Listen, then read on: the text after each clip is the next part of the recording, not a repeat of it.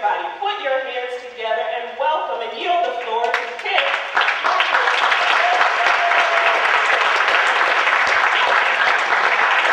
I want to fly like an eagle to the sea.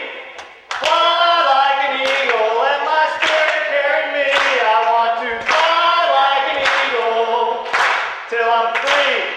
Oh, Lord, through the revolution. Okay, you are being participants. I need you to be singers. Everybody stand up. Here you go, sing it with me because I have a horrible voice. I want to fly like an eagle.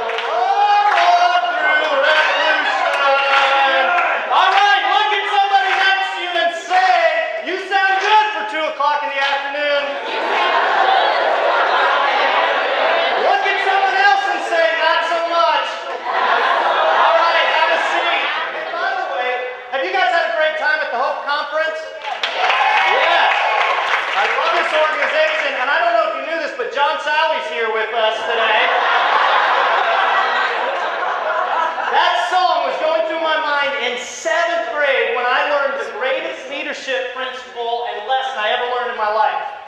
7th grade. Now, I had no idea I was learning a leadership principle at 7th grade, but in 7th grade, let me tell you the story. 2 days before school started, they opened the first ever that I ever heard of, seen, or been on water slide. Now, if you've ever been on a water slide, say absolutely.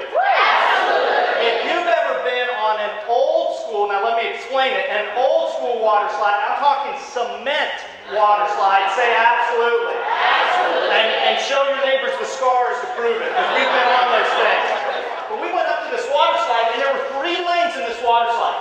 This is lane 1. These are the cement walls in between lane 1. This is lane 2, connected to lane 1. These are the cement walls between lane 2, and this was lane 3.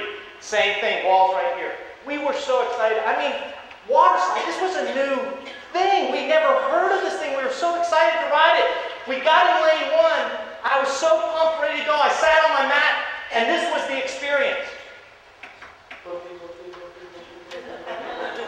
We're going straight for quite a while. Oh, here comes a turn. And it did that the whole way down. Straight and turn, straight and turn. And then it was really exciting at the end because there were 3 turns right back to back.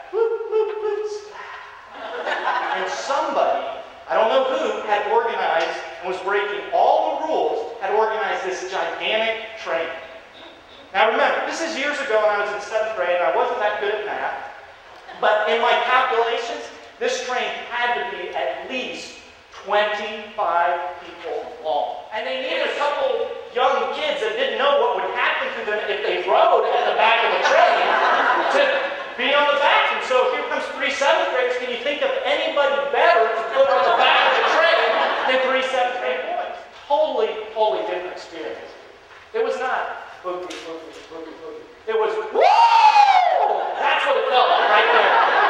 We were just flying. I mean, our cheeks going back. When we got to the first corner, I'm up on top of the wall, looking out over the ravine, loving every minute of it. And Wadi screaming back at me, "Let go of my ankles!" I was pulling all the little hair on his legs, just pulling it straight back. We are whipping all over the place, having the time of our lives. Absolutely forgot about the few turns at the end. I got to the end on this. I'm on top of a 9-foot-high wall, looking over down this nice little ravine, which was so cool, by the way. And I come down in to go into my second turn, and the next thing I know, boop, I'm airborne right here.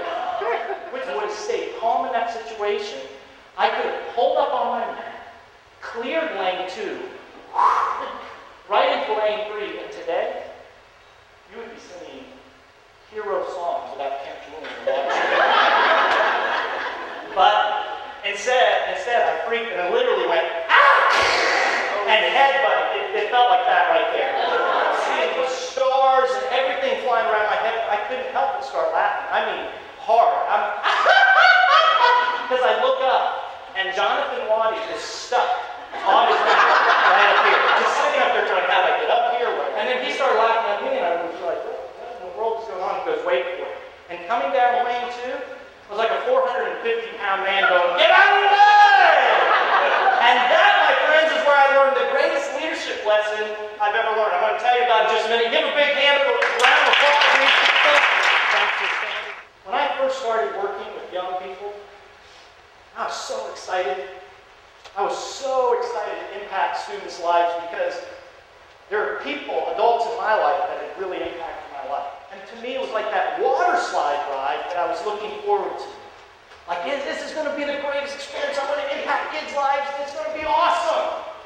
And I got on the ride, and man, it was a lot slower than I thought it was going to be.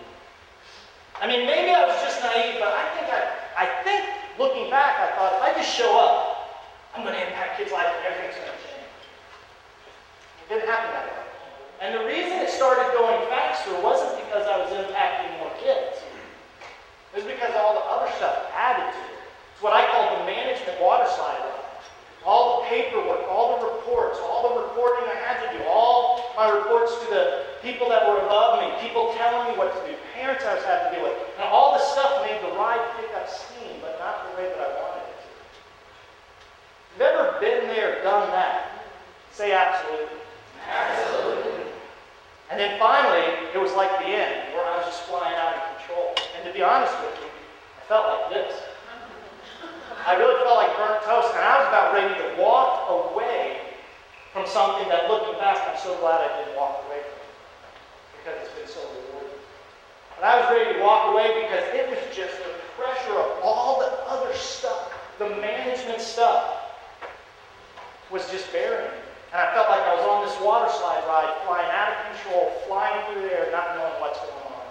If you've ever been there, done that, say absolutely. This is what happens. Teachers get going and they're so excited to make a difference in kids' lives, and then all this management stuff gets dumped on them, which, granted, you have to do certain things in the teaching career, but then what happens is that becomes primary and you forget the original calling. Why do you teach? I'm sure you didn't get into teaching because you wanted to learn how to eat lunch in 3.9 minutes. I'm sure you didn't get into teaching because you wanted to handle that question one more time. Well, what does it feel like to have 3 months off during the year? That's not why you got into it. If you boil it down and you go all the way back to the beginning, I think you got into it because you wanted to help students take a step. Because some teacher helped you take a